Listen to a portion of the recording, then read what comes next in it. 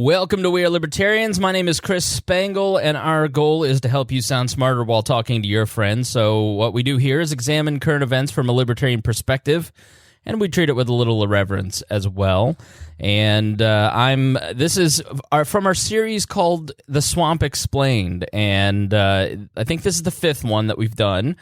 Approximately a year ago, it was about a year and 2 weeks ago, I went out to Students for Liberty in Washington, D.C., and got stranded in Philadelphia, and I met Rob Quartel, and we ended up the next morning driving down to Washington, D.C. from Philly, and he started telling me all these stories, and I couldn't believe... I had to Google just to verify that he was who he was saying, because it was incredible.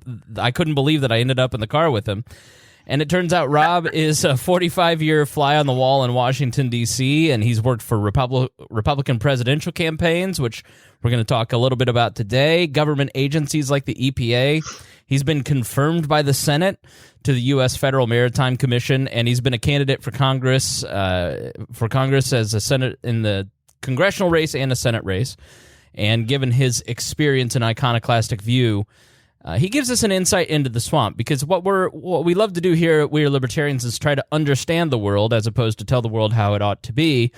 And so when I met Rob, I said, it'd be great if we could do a series on the show explaining the swamp and just kind of giving an insight as to how politics actually works. And so, Rob, we've enjoyed this a lot, and I'll say at the outset, we have plans to do this more frequently, and we'll probably spin it off into its own RSS feed and little podcast brand here soon. You've had some life changes, so I enjoy this, and I have heard from a lot of our listeners that they're like, it's really interesting to hear from someone who lives in the swamp. You're not necessarily a swamp monster. You're probably more of an irritant there, aren't you? Well, there was certainly a time in my life when I thought I wanted to become a swamp monster, but no, now I go back and forth between the swamp and my home on the Chesapeake Bay. Yeah. So, and it's actually kind of interesting because down here on the Bay, you get a lot of Trump voters who are very much not the kind of voter that I see up in Northern Virginia, where my company is located, or in Washington, D.C., where I've lived all this time. So it's a lot of fun. I think anybody who's interested in politics, you watch The West Wing, and then you're like, I want to be a swamp monster. That sounds like fun. But then I think to do it, there has to be some level of... I've never, I knew that I could get there, but I'm not good at kissing butt. I have a problem. I just have a problem of saying things that I shouldn't. I have a problem. I just am too honest at some points and in the wrong crowds, I guess. Well, though, but remember, when I came to Washington in 1973, I had graduated with a degree in environmental science out of Rice and all that, and I had spent some time already as a student working with the Environmental Protection Agency, and it was a period when government was doing a lot of very interesting things under, believe it or not, Richard Nixon. And so, I got to Washington, and it was a very exciting time. Not long after I got there, we had the oil embargo, and the country was slammed by that, and new agencies, and I think there were just Vietnam was ending, and there were just an awful lot of people my age, which at that time was 23, who were inspired by the opportunity to do something for their fellow citizens. So, no one was thinking about being a bureaucrat. You were thinking about, and I actually see some of that. I've seen some of that in the last 4, 5, 6 years as well, although it's sort of dying down, and we now have the problem with Google and some of these other companies that I actually admire a lot of what they do. Employees actually don't want to be part of the government, so some very interesting tensions. Yeah, and I mentioned that you worked for some presidential campaigns, and this is the part where I really went like, wow, is this real? Like, you were actually the issues director for Gerald Ford's campaign and H.W. Bush's campaigns. In what years? When were you? Well, Ford was 1976, and then so in the Ford campaign, if you're working for a sitting president, the campaign doesn't actually have much say in. They're not the ones writing policy. You have an administration. The White House had already a record. You sort of have to explain and repackage. And so in that one, I was 26 years old, at 25 going on 26. We had what's called the answer desk. Someone would call and say, what is the Ford position on this or that? And, I'd have to dig out from the White House and other sources what the administration had done, and had a big group of volunteers of some State Department, CIA, and others, retirees, and we would craft an answer. It was the beginning of political questionnaires, and the early days, we sort of answered everything. And over time, campaigns have decided not to answer anything, as far as I can tell. Yeah, there's a danger in having a position. So, but I will say, with the perspective of now, that's 76, so that's was that 40 some years, right? 43 years. A lot of things never change. But so in that one, the job really was to sort of figure out what the position was and package it in a way that was politically palatable. But in 1979, the Bush campaign was different. That one, I really, the job really was to pull a bunch of advisors together, figure out what the options were that were consistent with kind of the philosophy the candidate had, and then turn that into a position paper. And I had gone through grad school and gone back to Houston to start a company that was doing. We were using salt domes for the commercial sector. So this is kind of a divergence here from the presidential saga, but oil is, you find these big magnetic domes of salt that kind of bubble up over oil. It's sort of it indicates where oil can be found, and then the oil is pulled out. And the government decided during the embargo in the 70s, early 70s, to flip the process and fill some of these with oil for emergencies, to refill it, put it back in the ground. And that was the Strategic Petroleum Reserve. And I had gone out there with a guy who had formerly headed that to see if we could turn that into a commercial venture. And we were out in Houston, and one day I get a call from George H.W. Bush, who I didn't know at that time.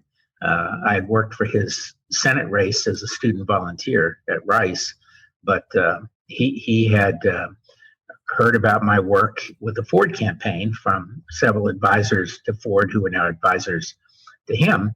And I went over, had lunch with him at his office, and I liked what he was doing. He was a very strong Republican with huge amounts of experience. He'd been ambassador to China. He'd been chairman of the Republican Party. He was a several-term congressman, a business guy. He started one of the most impactful oil companies in the country at that time. His company was the first one, Zapata Oil, was the first one to go offshore and dig in the water, send wells down in the water. So, he was it was very exciting to meet him. Was he the head of the CIA at that point?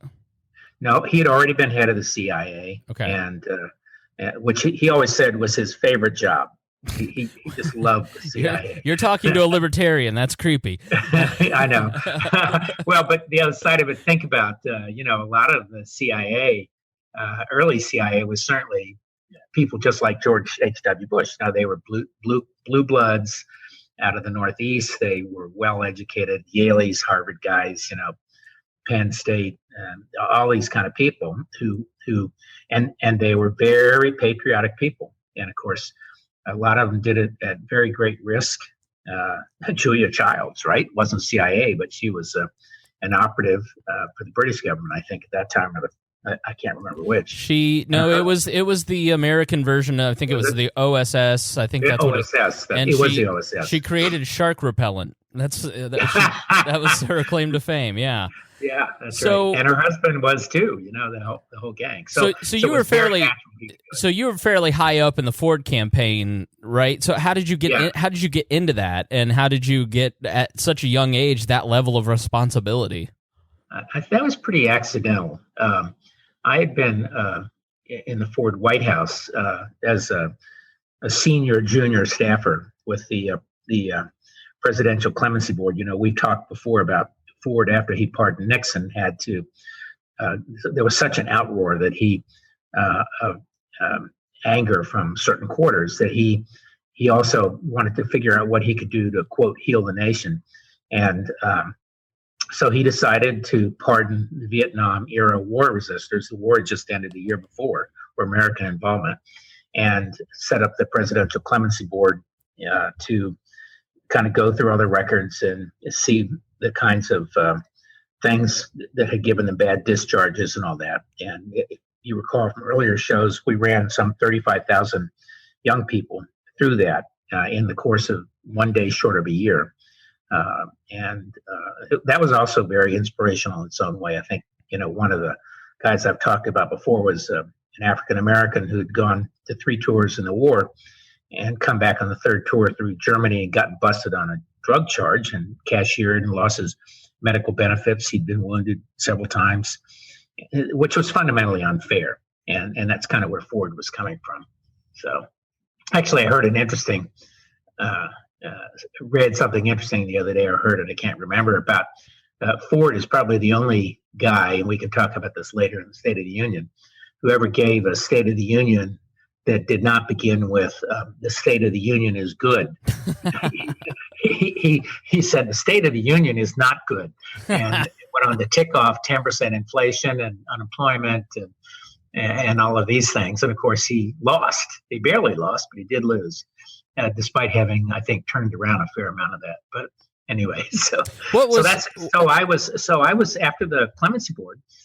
3 of us got a grant from Notre Dame University to write a book about that group of people that had gone through, about Vietnam veterans and the whole Vietnam era. Father Ted Hesburgh was the head of Notre Dame, and he had been a board member.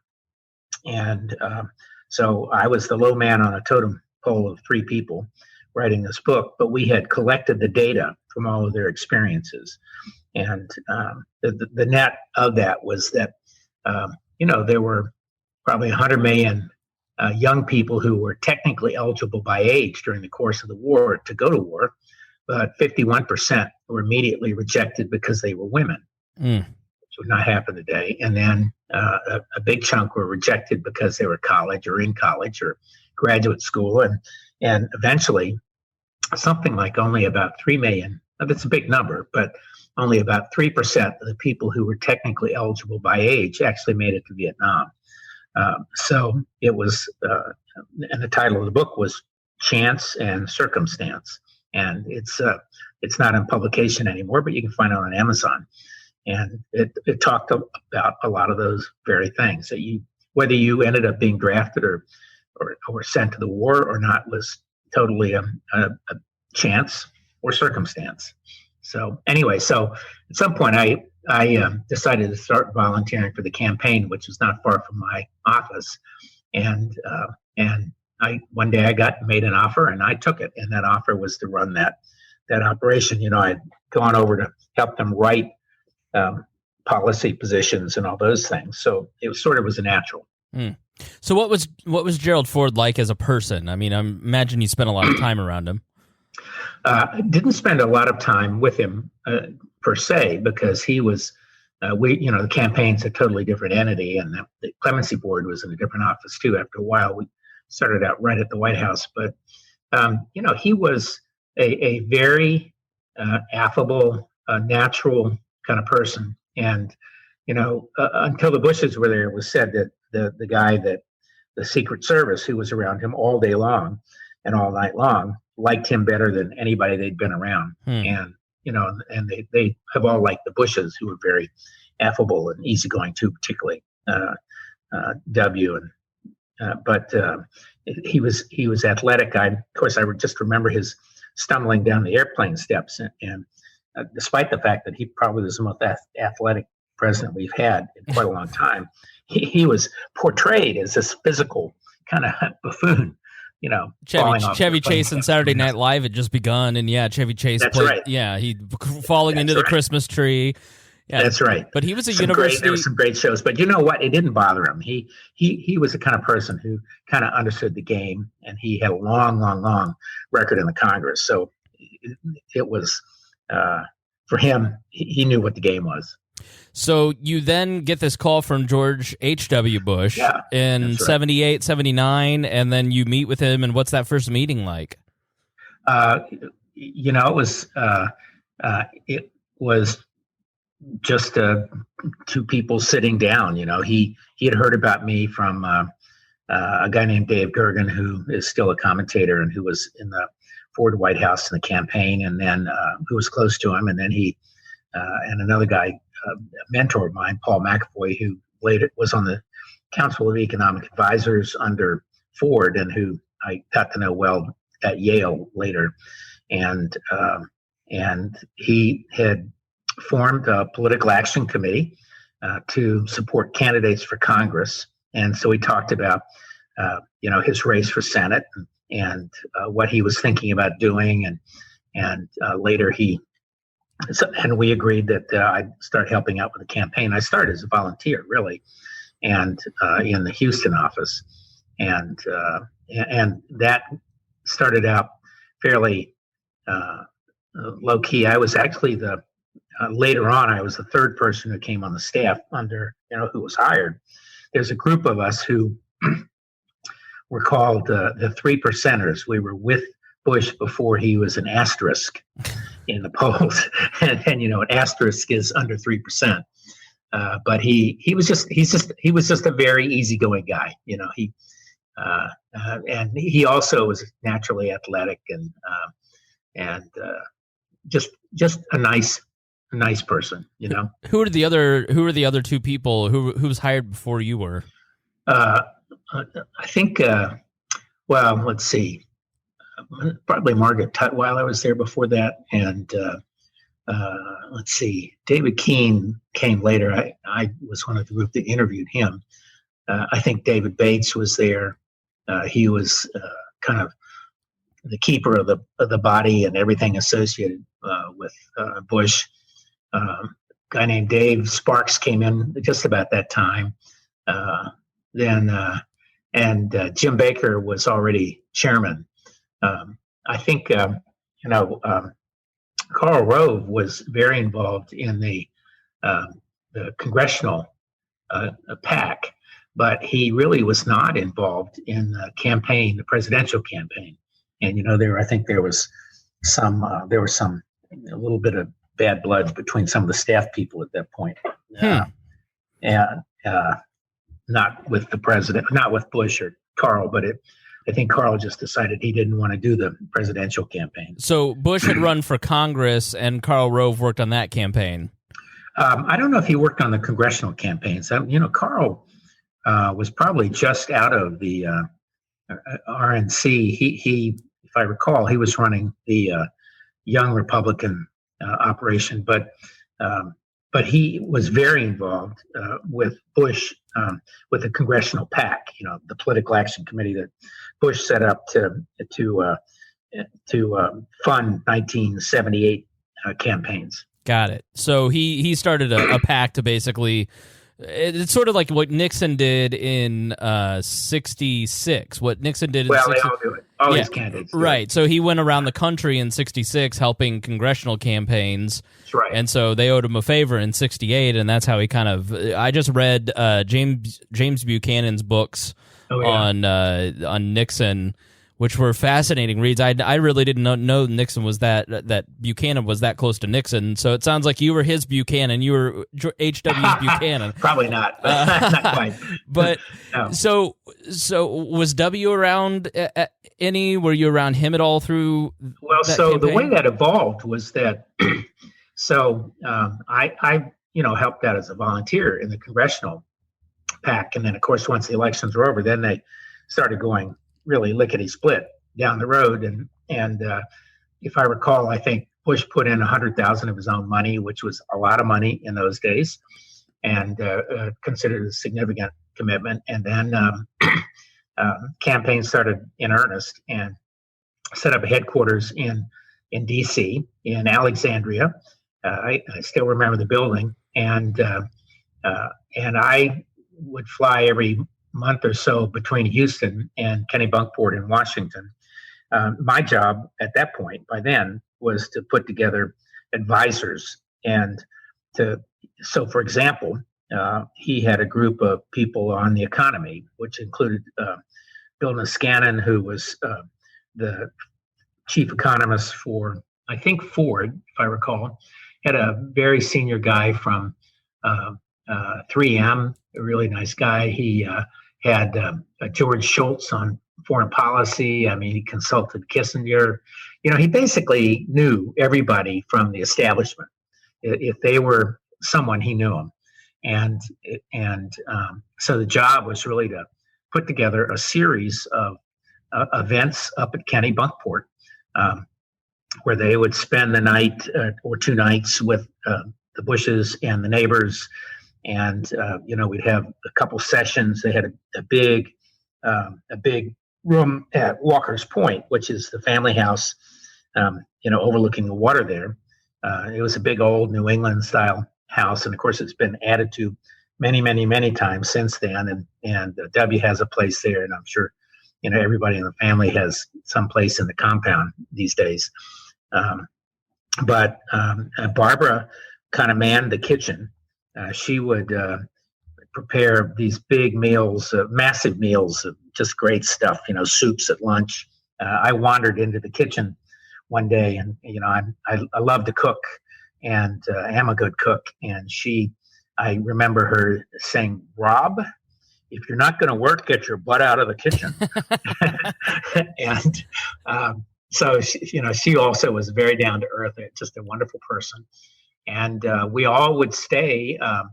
I stayed at Blueberry Hill, which was Jane Russell's. I think it was Jane Russell's home there on, in Kennebunkport, and others would stay around. And then we convene for these meetings and have a set of topics, and Bush would lead it. And my job was sort of to prod people periodically. I remember getting the evil eye one time. We had someone advising on energy who made the point, which was incorrect, that we talked about the Strategic Petroleum Reserve, which I had mentioned earlier. The idea was that you would store oil, government would store oil that they could use in an emergency. And one of the decisions, this guy said, well, that's so screwed up. The pumps can only put it in. They don't have a way to take it out, which sounds like one of those typical government bureaucratic things. Sounds so, yeah. But in fact, it was wrong. They had designed it in a sort of typical government way to be a pump that if you had to take it out, you flipped it over and pumped it out rather than, so cost saving measure. And I just remember saying that. And boy, did I get the evil eye. You're not. I think I was probably 29 then, and you're not supposed to contradict the great gurus. Yeah, but, right. Especially when you're trying to get their favor. I imagine. That's right. When you're trying to get their favor. Yeah, that was the job. So, I think most of us have no idea how a meeting like that would go. How that is conducted at such a high level. Is the meeting a schmooze meeting where he's trying to get them to endorse him, or is this like a legitimate fact-finding mission where you're taking the notes and then putting it into a policy paper? Like, what was the goal of the meeting, and then how did it kind of operate, those sorts of preliminary meetings? Well, I at a high level, I think Bush was very, very interested in policy per se, although he was kind of a practical guy, and he kind of got impatient, if you got into the weeds too much. But unless it was on foreign policy, which of course he loved. And so at the high level, what you really want people to do is tell you, and these are all experts and knowledgeable, you want them to tell you what they think are problems in a given area facing the country. You want someone to say, I think that a Paul Volcker, for example, you want him to say that inflation is the worst thing going on right now, and unless we do X, Y, and Z, we can't contain it. And somebody else will say, well, I think we need a tax cut, and someone else will say we can't afford a tax cut because the budget, the deficit is so big, and of course the deficit then was nothing compared to what it is now, and including as part of the GDP. And so, you really want people to flush out what they think the big issues are in some approaches. And then after these meetings are over, you have one big kind of meeting, and then you have probably another one later after lunch and talk about issues that were specifically raised that he would have a very specific interest in. So he might say, politically, I need to do a tax cut, but what I'm hearing from you guys is it's not a good idea, because it expands the deficit. And that's where you also get the divergence between the strains of, within the party and the economy and economic profession, everything else. And then the staff, and I was the staff on those, had to go away. And I worked with McAvoy and Gergen and a couple others, and my job was to go out and gather all the facts and write the papers and talk to these guys offline later. And of course, it was all telephone conversation, because we did not have internet and email and all those kinds of things. I kept meticulous logs of the conversations. Some days I'd talk to 50 people or more. Wow. To try to get something answered. And then some of this would feed into speeches, and a lot of the speechifying was built around building the image of a knowledgeable candidate. So we had a speech up, I still remember, up at the Economic Club in Detroit, and I remember driving into that in really a blinding snowstorm. I had no idea that the snowstorm was going to happen, so I was totally unprepared. It's hard to imagine you get on a plane without knowing, but that's exactly what happened. And then so he would do his economic platform there, and we had to basically come up with a tax cut. It was decided we had to have a tax cut. And actually that was interesting. Did he look at you and say, read my lips, I want a tax cut? Yeah, it was sort of like that. Well, actually what he said was, we can't afford a tax cut unless you can show me how to do it and not raise the deficit. And so I kind of had to sit down with Paul McAvoy and some of these other guys and say, okay, we got to have a tax cut. It's got to cut individual rates, got to do something for business. But we also need to have a feedback loop, that if we cut taxes X, it's not just straight off the top. It actually creates an increase in income for the country as well. So, and economic activity. So that, there's always a little push and pull in these kinds of things. And he absolutely would not do it unless we could prove to him that it would have a net economic benefit as well as political benefit. Which really is, when you look at what cost him that 92 election, it was the read my lips thing, no new taxes. But then, he's presented by the Democrats this option of, what was it, for every, one cut we get two spent, or what was the formula, but it eventually led. Something like, yeah, that's right. I think that was the 1-to-1 at that point. That may have been at that point. But it really led to, we talk about the surpluses that Clinton had, but it was really Bush that helped achieve that, but it cost him his political career. Well, it did. And, Reagan also had tax increases as well that people don't recall. I would say on the Clinton, what ultimately led to the surpluses, the very large surpluses, was that on the one hand, Republicans, he wanted to increase spending, and Republicans wanted to have a tax cut and decrease spending. So ultimately, you have this convergence of he couldn't get the one and they couldn't get the other. So he was forced to have. They both had an increase in taxes and a cut in spending. That the Republicans wanted on the other side. So that story, I didn't know that story. It's all really fascinating because I knew what you did, but I didn't know how you did it. Yeah. And so it leads me to two questions that are kind of related to our modern times. So the first is, when you look at the 2016 campaign, obviously you see that type of preparation in Hillary Clinton's campaign. But when you look at Gary Johnson or Donald Trump, like I imagine having that experience working for George H.W. Bush, knowing the man that he was, and then also how he operated and how seriously he took all this, you have to be watching some of this Russia stuff with Stone and Papadopoulos and like his core of advisors going, wow. And then, on the flip side, Libertarians, this is my main criticism of Gary Johnson in 2016 is that where's the strategy? Where's the policies? Where's the preparation that goes into this? Because I've read historical books, like Donald Regan's book and some of these other books that kind of talk about these planning meetings when you're going into campaigns, and you just didn't see that. I mean, you had to be sitting there pulling your hair out in 2016 going, is anybody going to prepare to be president who's on the right? Well, remember that I was supporting Jeb Bush at the time, and I've known Jeb, and you asked, was W around at the time? Both were there at Kenny Bunkport at one time or another. I mean, I remember meeting W for the very first time. He was kind of stretched out on a blanket on the lawn at Walker's Point with Laura, who I think they were just recently married.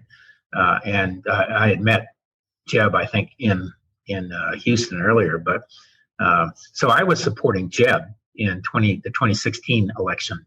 And he from the get-go formed issue groups. He had a very talented issue director who had the kind of job I had, however many million years before. And so, I was involved with transportation and a couple other groups. And he was very serious, every bit as serious as his father had been. And Debbie had that too. I was involved with those. But, these things do get, they also, it is always a tension between politics and policy in campaigns. So, and you're right, I don't think there was any thinking at all in the Trump campaign. Yeah, I think he was an accidental president in so many ways, and he probably didn't expect to be president. But so, for example, the Jones Act as an example. So which we've talked about, which is the law that requires you to use U.S. built, bought, manned-owned, operated ships. Well, if people want to know more about it, they can go watch your presentation. Like you texted me. Right. I tweeted it out. But if you go look up the Jones Act on the Cato Institute, you can watch a video of Rob laying the smackdown on the Jones Act. And they're publishing a book now too. Oh, cool. But so, I remember in the Ford, I think it was the Bush campaign, Jim Baker one day said, Rob, what is the Jones Act? What position should we take? It's that kind of stuff. And the labor unions, the maritime labor unions, only one union would endorse Republicans. I think it was the masters, mates, and pilots. And so it's the officers basically. I went back and researched it, and it was this law, and it sort of sounded like, who knew? And I have no idea what I recommended. I do know that when W was running, I remember being at a fundraiser with him and with Karl Rove, who was working for him, and W said, "Well, so what are you doing?" And his father had nicknamed me Quartz for my last name, and so what are you doing, Quartz? And I said, well, I'm working with this Jones Act Reform Coalition to try to get rid of the Jones Act. And he turns to Carl and says, what's that? And Carl says, American bottoms. And he says, oh, I hate that law, because he was an oil guy. And the working group on transportation and energy recommended opposing the Jones Act to W, and that kind of, and the former governor of Michigan was the head of that group at the time, and so it had a lot of clout. It was a good group, and sure enough, that was going to be the position. And it was Haley Barbour, I think, who intervened, saying you can't take that position. You'll lose whatever the hell, Louisiana. I don't know, but anyway, so it was kind of funny and no surprise. And it's one of these things that Trump should be opposed to, but because it sounds like it's American jobs. Well, yeah, but right. And so if you want to know more about the Jones Act, you can just search Swamp in the RSS feed, and you'll see our past episodes. But that's an example of the way politics, and policy collide. Yeah, and that's another point. Is do you see the libertarian or even Trump conservative? I don't know what they are.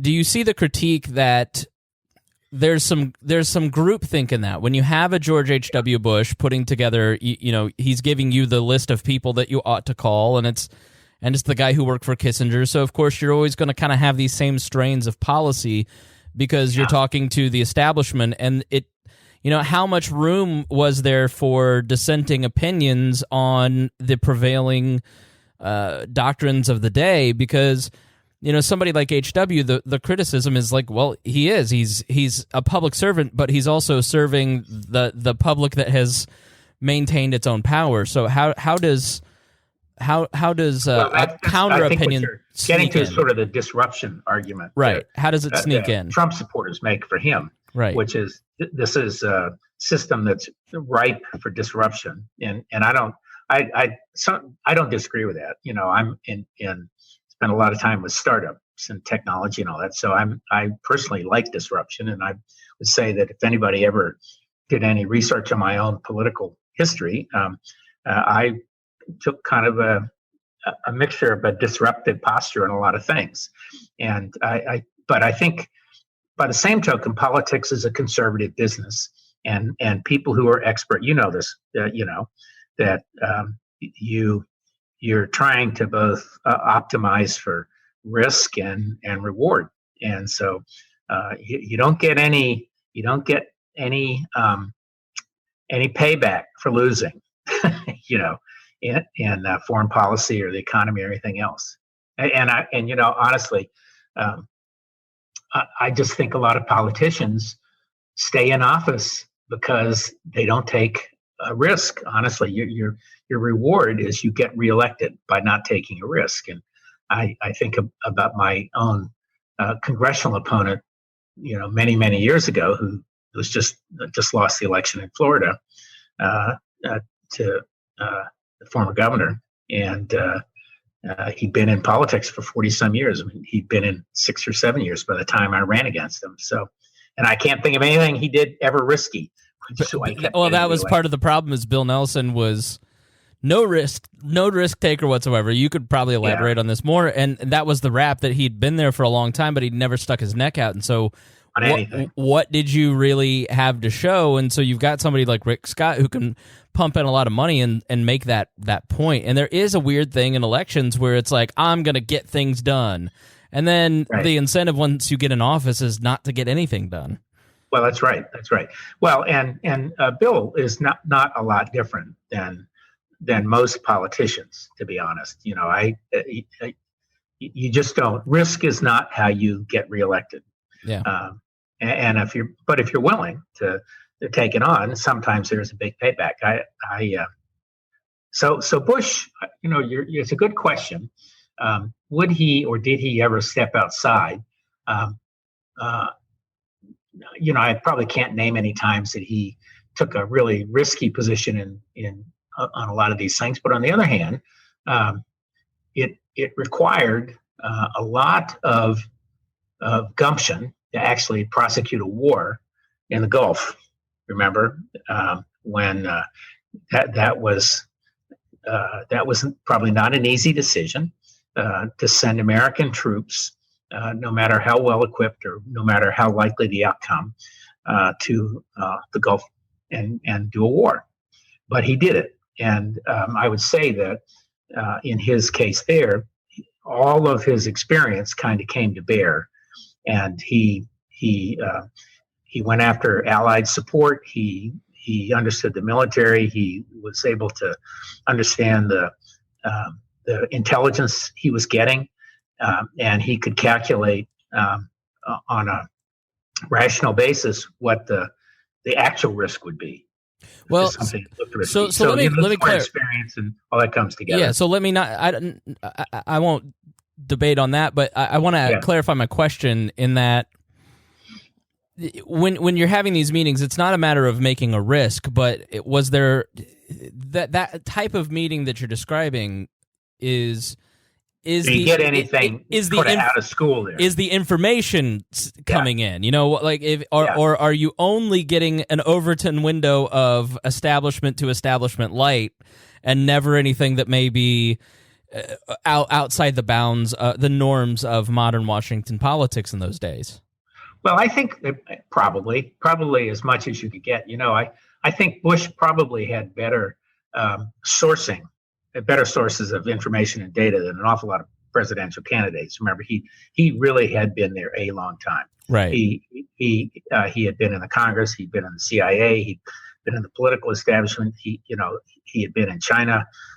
So each one of these, if he needed to know something, he would call me and say, "Call so and so," and he could get that kind of advice. And I don't think every candidate has that opportunity that he had. So is the premise of my question flawed in that the type of decisions that he was making, it was hard facts, it was data that it's just like here are the numbers of 15 million gallons over here, and like, if that makes sense, like it's yes and no. I think your question, the premise is a good one in the sense that are you just getting the kind of information you want to hear from people who think just like you do, right? And that's an issue not just in politics but in business, by the way, right?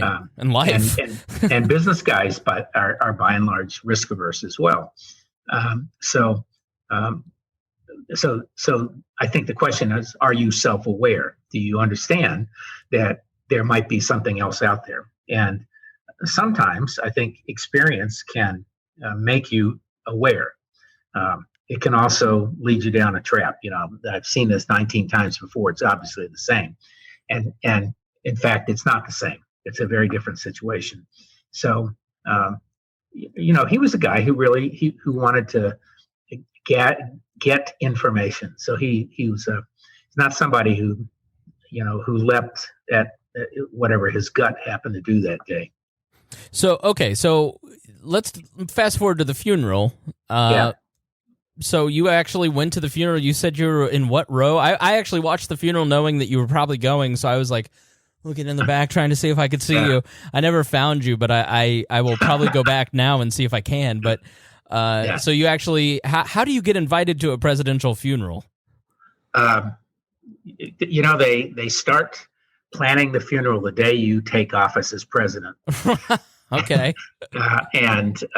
He had planned, his was planned in meticulous detail. A very good friend of mine who I'd worked with literally from the Ford White House on. Actually, I think I knew her when she was in the Nixon White House, is a woman named Bobby Kilberg, who is a political powerhouse and very big in the technology community in Northern Virginia. She would be considered a moderate. There are people on the right who consider her a leftist Republican. I would consider her a moderate right of center, but she runs the Northern Virginia Technology Council. She really built that organization. She worked for Bush. She was an advisor during the campaign. She worked for when he became vice president. She did outreach for him. She's a very sophisticated attorney, that Bobby was in charge of the funeral. Now, she was close to the family. She was in Kennebunk all the time.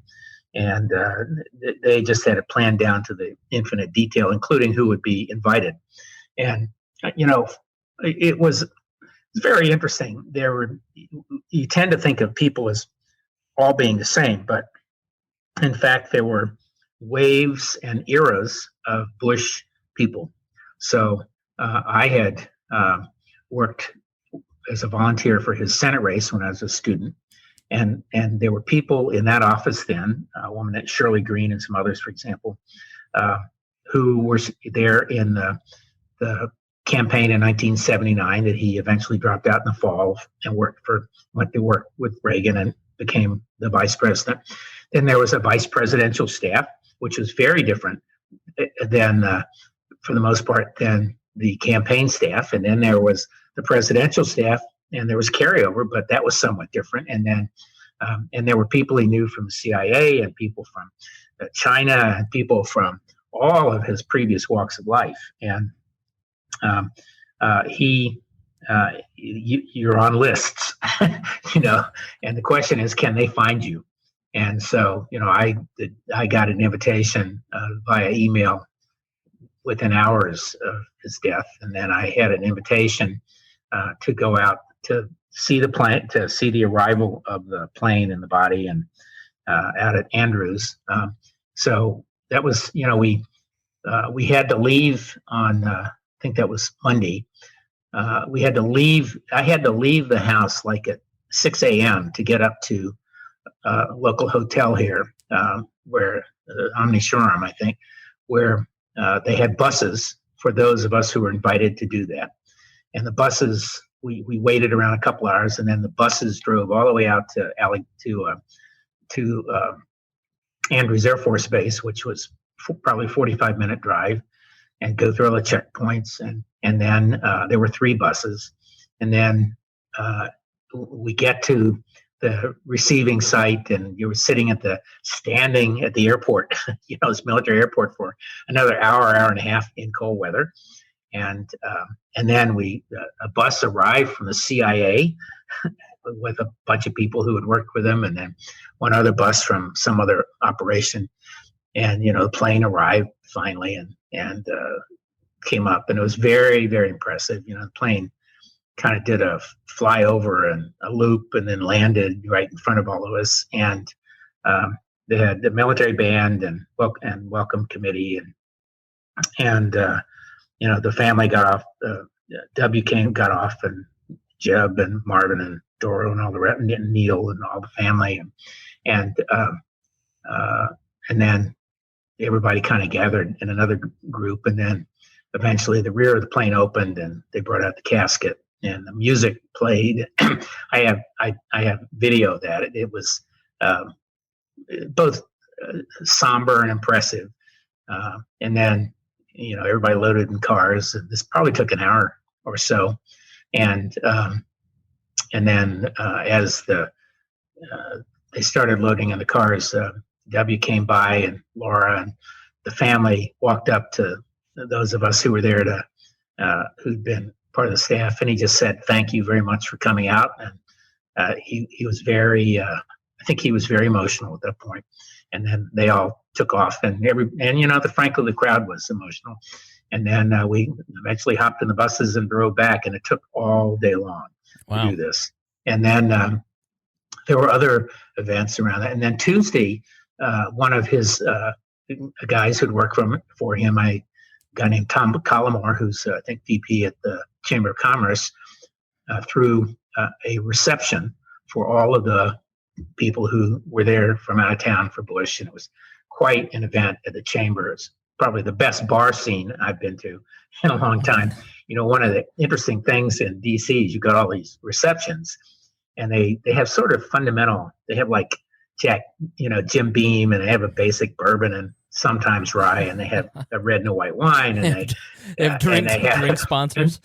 Yeah, and they have beer, but they don't have vermouth to make a Manhattan typically, or they don't have bitters, or and I like brown cocktails, and so that had the best bar I've been to in Washington in a long time, and it might be because it was an older crowd. And then and that was really wonderful. They had passed out little electric candles, and I have mine, for everybody at at stroke of a certain hour to turn the candle on. All around the country, people were doing this, and they were filming. So that was really nice for a moment of silence. And then, but that was like Old Home Week. I will say there was so many people I had not seen in so long, and everybody felt the same. And it was both kind of, it was the sadness was kind of way off in the background, and people were really glad to see each other, and they exchanged war stories and whatever happened to so and so, blah blah blah. And then the next day was a funeral, and kind of repeat of getting up early and getting to the bus and hurry up and wait, and then it was a much bigger group of us, and we there were sections in the cathedral, the National Cathedral, which is, if you've never been to it or ever been to it, is magnificent. And I have been. It's truly amazing. It's stunning. Yeah, and it took I think 75 or 80 years to finally finish, but it was divided into sections, and we were, those of us from the early days, were pretty close up to the front there, on the main aisle.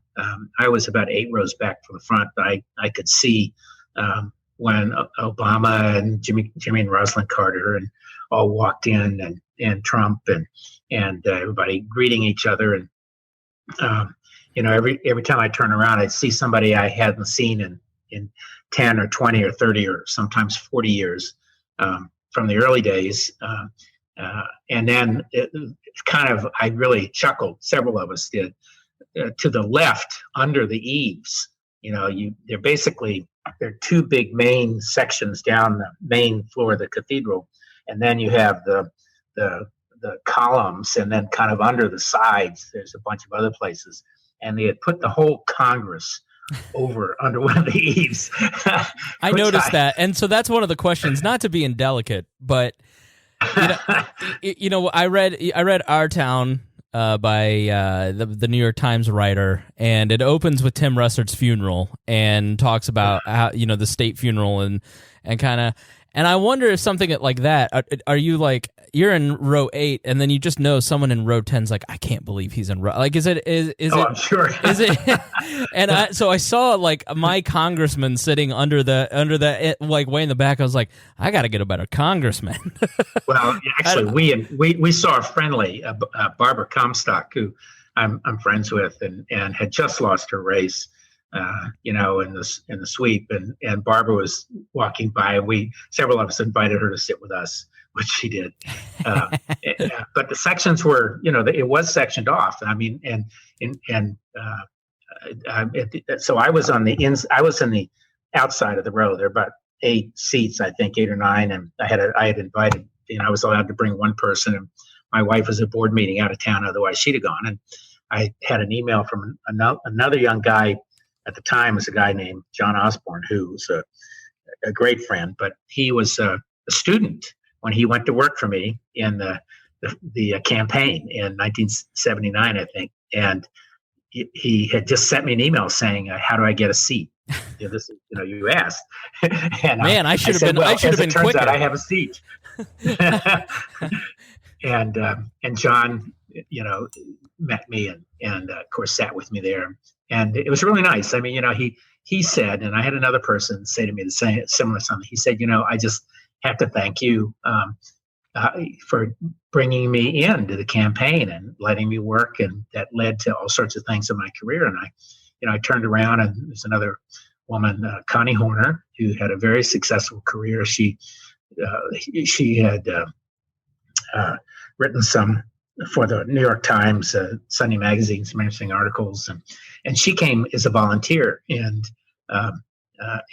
as she told me, she said, "Rob, I have to thank you for doing all this stuff. You accepted me, and she says, I began the campaign, sent me to you, and as a typist, and answering the phones. And she said, you said to me after 2 or 3 days, I think there's some better things for you to do." And Connie did really well. She became head of the Office of Personnel Management and senior person at HHS and this and that, and now is a major corporate board. It's just a fabulously accomplished I think person. that's such a great point too. That my own career has really been helped and made by starting out in college volunteering for campaigns. I owe everything in my career to starting out in campaigns, and it's like, if you want to end up in the elite, then that's where you start shoveling, envelopes and stuffing envelopes, and then, 25 years later, you look back at that moment when you decided to volunteer for Brose McVeigh or Scott Keller, people who are forgotten in your local politics, but then you owe your connections, and it's not the volunteering that matters, it's the connections of being involved with these people. And it really it's if you're a young person, in politics you have to trust people. You have to know who you can trust, and I think the art of volunteering, the act of volunteering is an act of trust to the politician on the other side of it. So, although, as you know, these days there are people who are stuck in campaigns to be the spy, and I'm sure there was some of that then. But anyway, so it was just one of these very interesting. It was partly a social event too, and kind of across the aisle from my row of seats, Henry Kissinger was over there, and right up front, Jim Baker and the whole family, and it was really. You obviously you catch somebody's eye you knew in the family or this or that. It was sort of sad being set up, and then some great remarks. Meacham gave a great eulogy, and the Canadian guy, Maloney was really wonderful, and a lot of war stories and all that. And I would say the saddest moment probably was. Well, actually, I thought the preacher from Houston, who had been his preacher down there, gave a terrific homily, and so all that was really very moving and inspiring. But for the most part, people were kind of happy, and there was a group of young people in the row in front of me, young men and women, all in their 20s, and I would say they were as emotional as anybody I had seen. It turns out they were part of his Houston staff. So, they had been with him and very close to him there.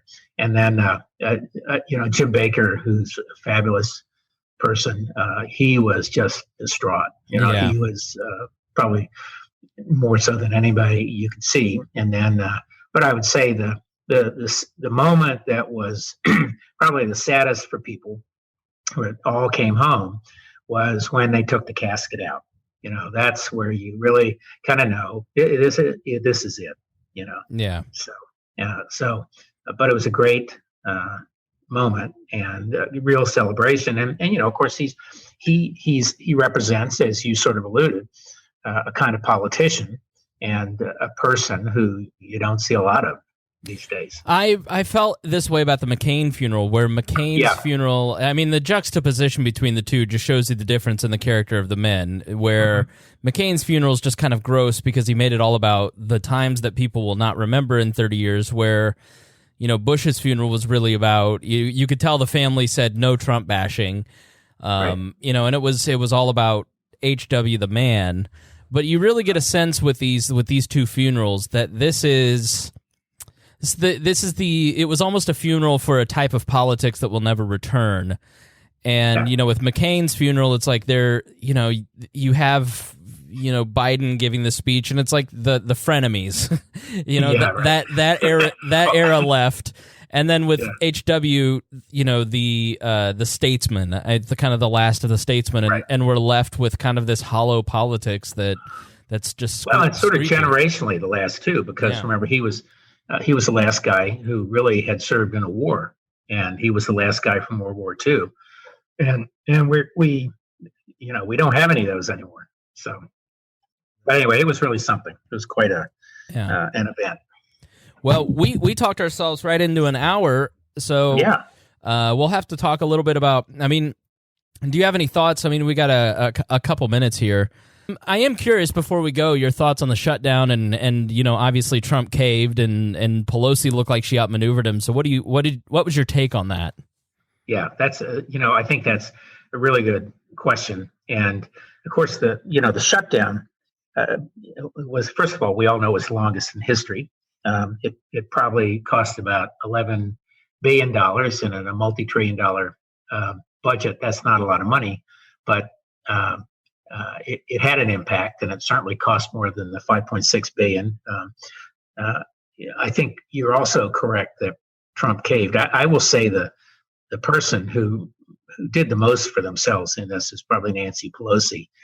She went in Trump immediately, if you remember the White House meeting, accused her of, or tried to diss her by saying she really wasn't secure in her power yet. She hadn't won the speakership, and she chided him by saying, "Don't characterize my strength, Mr. President." And it should have been a little bit of a warning to him. I think there are a couple things that came out of it. One is there was a strengthening of the Congress as a separate and equal branch of government. And I think if you're a Republican or a Libertarian, you think the Congress is an equal branch of government is a good thing. And so I think she settled that a bit. I think the other thing, and I would say she had a lot of spine. I thought her maneuver on the State of the Union was brilliant. I thought it was game changing. And, this is where you talk risk.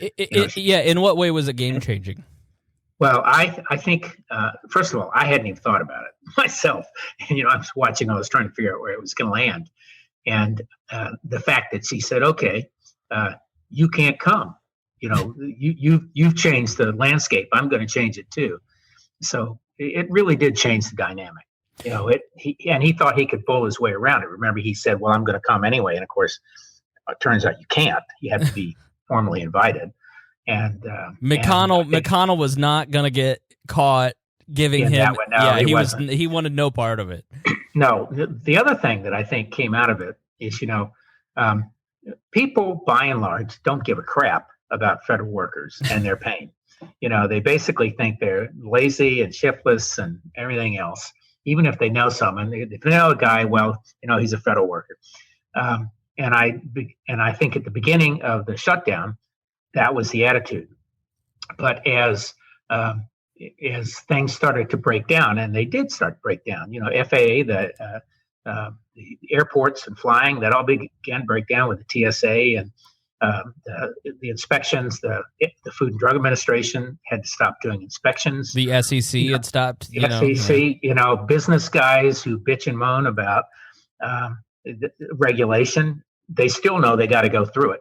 So they couldn't get anything done. They might not like it, but it's the process. The people getting permits out of EPA, who've actually been getting them more easily, all of a sudden couldn't get any. So I think people by the end of it were starting to realize that these people actually do a job that is embedded in our society. The other thing, of course, is they talked a lot about the 800,000, but here in Northern Virginia, there are millions of people whose jobs are primarily and secondarily dependent on these guys and women coming home and doing their job. And, one thing everybody thinks is a federal worker is overpaid. Well, there are an awful lot of federal workers who make $22,000 a year and on average under 40 or thereabouts. And, that's not a lot of money to live in those kind of circumstances. So we know that probably over half, if not 55 or 60% of all Americans live paycheck to paycheck.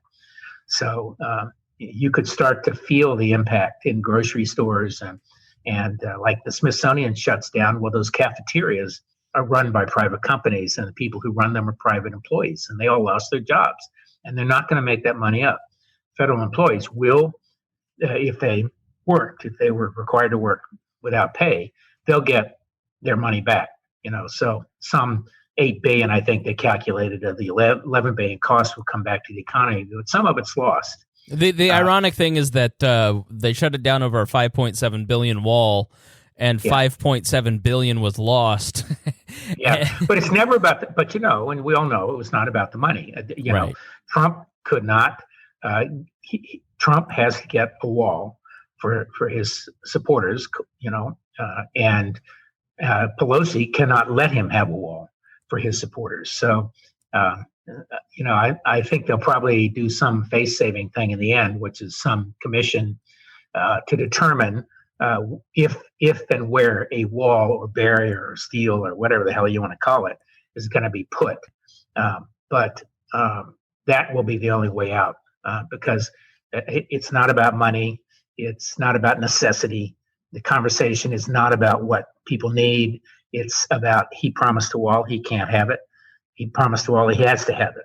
And so that's it really is. I'm obviously a libertarian, and I look at it and I go 800,000 unnecessary jobs. Like maybe there's some trimming, and that's probably all true. And there's always the jokes and the memes that go around about the shutdown and all that. And I think some of that's funny, and I do it does resonate with me that you see week one like people having to pawn heirlooms, and you just go, you work for a company basically that has shut down how many times since 1980? Like you don't save for a rainy day. So there is I don't have a lot of sympathy, but I do think that it is not necessarily the appropriate, nor is it the empathetic point of view from a libertarian to sit there and go, good. I'm glad these people are suffering, because it seems like a very cruel way to run a government, because we're all kind of held hostage. These people are held hostage at the egos of two people. That's why I want to decrease the power of government, because like here we are having all these ill effects, and you look at the Joshua trees and the Easter seals on the beaches and all this stuff, and you just go, we're all held hostage by these two lunatics fighting over power, and what if we just take that away from them, and then we don't have these problems anymore? Yes, but so now we have a couple senators trying to pass bills that I don't think will pass. I don't think they'll pass constitutional muster that would outlaw shutdowns by authorizing that the budgets would just continue at the same level, basically permanent continuing resolutions. I don't think that's going to pass in the end, but you do have to have some empathy for these people, and it's not just 800,000 people; it's another couple million people. They're contractors who work for the government, and some of them, I have a company that has government contracts, and fortunately, ours were funded already, and in other parts of the government, we got by. But think about the fact that the bulk of the people who were laid off were associated with security, national homeland security. They were TSA, they were the customs agents, the Secret Service protecting the president and his family were not getting paid. So that's the other irony of this, that it was over that agency in particular. And then State Department functions didn't get done. Of course, the State Department's not functioning anyway, as far as we can tell, since half of the ambassadors aren't appointed, so we have no one to talk to.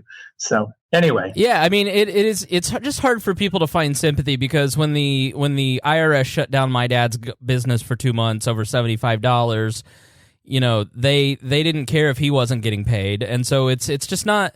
And I think a lot of people, just the way that the nature of bureaucracy itself, if you read Ludwig von Mises' Bureaucracy, you kind of see how all this operates, and you just go, I have. But I'll bet I think your dad got upset when he didn't get his tax refund because there's no one to process it. Oh, that's a whole different story with my dad and taxes. But it's just but it is.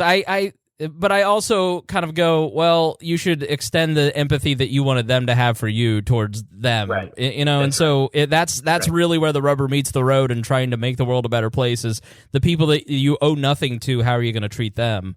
That's right. But I do totally understand the lack of empathy and also the outrage of people who are working and not getting paid. It's like, I wouldn't go to work if I weren't getting my paycheck. Yeah. So I don't blame LaGuardia. Yeah, no, it's so I think a couple things came out, but I'd say it was a major miscalculation on his part, on Trump's part, and in this big game, Pelosi did win that one. And I will say, what I actually am more worried about in the long run is whether or not this discredits his approach more so than it is already discredited with the Chinese and the Iranians and everyone else he's negotiating with, and taking this kind of hard line, I'll never budge kind of stance. So that's what I worry about. There hasn't been a time where he hasn't folded. There just isn't. For the great deal maker has folded every single time. And so when you hear North Korea saying this week, yeah, but we're still making nukes, you go, yeah, no kidding. Like, yeah, right. Yeah, well, but he doesn't believe it just because his intelligence chief said that. He's insane, yeah. Anyway. You just look at this and you go, I know the Democrats are going to screw this up somehow, because that's what they do. But we'll have to talk 2020 and some of that other stuff later. But let's end on your guide to dining in DC. You love going out to eat, and so what is your recommendation if you visit the nation's capital? Where should you go? Well, so I love good Mexican food, but there are two levels of Mexican food. There is the taco level, and there can be good and bad ones, and there's some great street food level Mexican and Tex-Mex in Washington.